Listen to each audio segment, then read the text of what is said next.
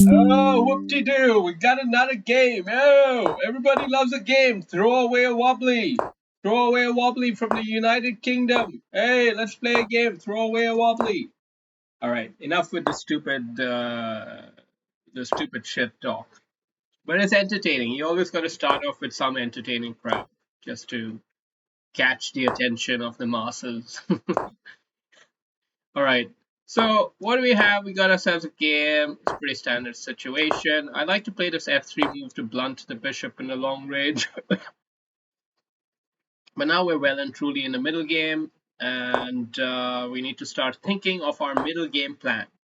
Because currently I've been going for a bit of a hold structure. I don't have any real pawn break plan as yet, but I should. Because if you don't know what your pawn break plan is, then you don't have a plan. What are you playing for? You're just going to be shuffling the pieces if you don't have a pawn break plan. So our plan, it seems it's going to be b4. It seems it's going to be b4 because that's the only way we can make meaningful progress in the position, and it seems to be advancing our position somewhat anyway. Now some interesting ideas. If he captures here and captures here, he would have this outside pawn, which could in the long run turn into an outside passed pawn, but maybe not. Maybe thinking too far ahead. I like connected pawns. I thought about moving this forward. If he captures and knight captures, and it's a nice outpost. And if he advances, then it blocks it up and locks his rooks up. So it's a kind of win-win either way. Win-win. Regardless of what he does, you win. It's kind of like that scene in Raging Bull with Joe Pesci, you know, when he's talking about no matter whether you do this or whether you do that, you still win. So it's kind of like the same thing. But now with this all locked up, we have to focus our energy on this side of the board. And we want to continue to have this bishop also locked in. Now, how are we going to go about this? I have a feeling that this could be just the move to help lock things up. We're basically trying to choke our opponent a little bit here. His pieces are somewhat strangled, and we're trying to choke them. This bishop, where's he got? He doesn't have much scope, really, you know?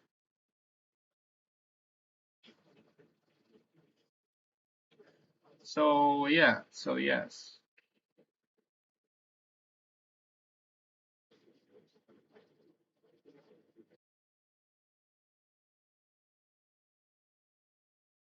I think I need to start rerouting the knight somewhere. So already going to start these projects. You start little projects, little epic projects that you want to succeed on, different initiatives, different ideas. Knight here is definitely on his radar. Can we do anything about it? Can we, in a meaningful way, do something about it? I don't think so.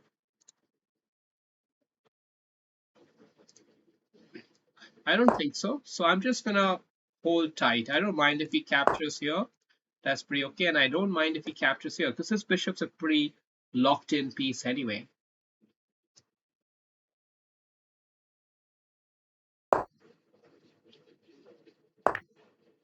Yeah, so I don't mind this so much. Um, I do have to figure out how to handle this knight, but it's not a big deal. Not yet.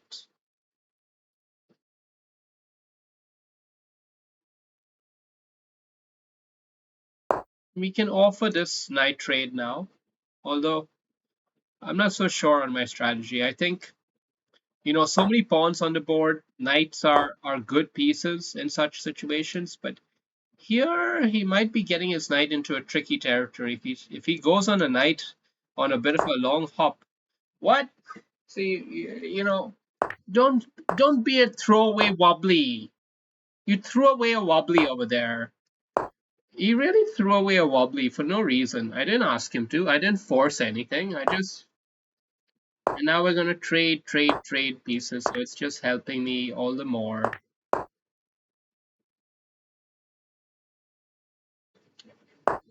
That's not nice. And we're gonna take it. I don't mind. Any way to get a knight in here? I don't see it so easily, so I'm gonna just make sure that these pawns don't get a lovely flat line. Flat pawns together are much stronger. If you can blunt them this way, then they're as good as dead. I'm gonna just bring our knight here, and then send the queen on different missions after that.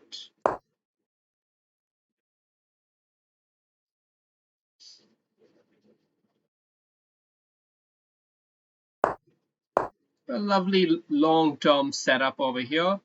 I could even reinforce it with a second knight if I want to be a little bit cute.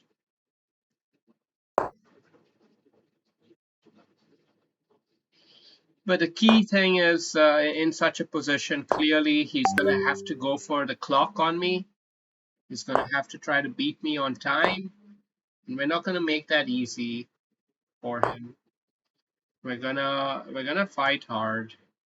And I think it starts maybe with a nice little sacrifice somewhere around here, right? It does seem like something is brewing, right? There are all kinds of diagonals opening up, all sorts of possibilities. We're picking and probing, and soon enough something will arise.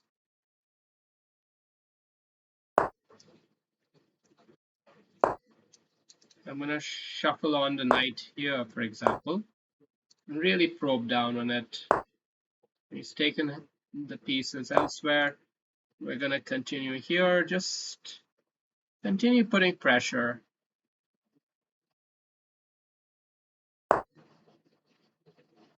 Now we can take it. We finally can take it because we have a knight recap at the back. And now we got a solid setup, everything well under control, and at the right time we execute the well-known maneuver, the sacrifice.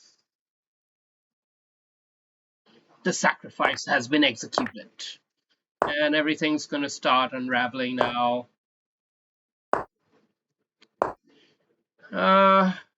Maybe made a small inaccuracy here, though.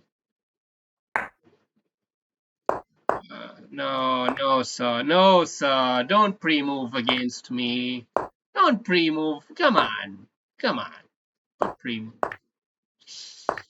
He's frustrated. I feel him. I feel his pain. We all feel his pain, and there's not much we can do about it other than just sympathize and hope for the best.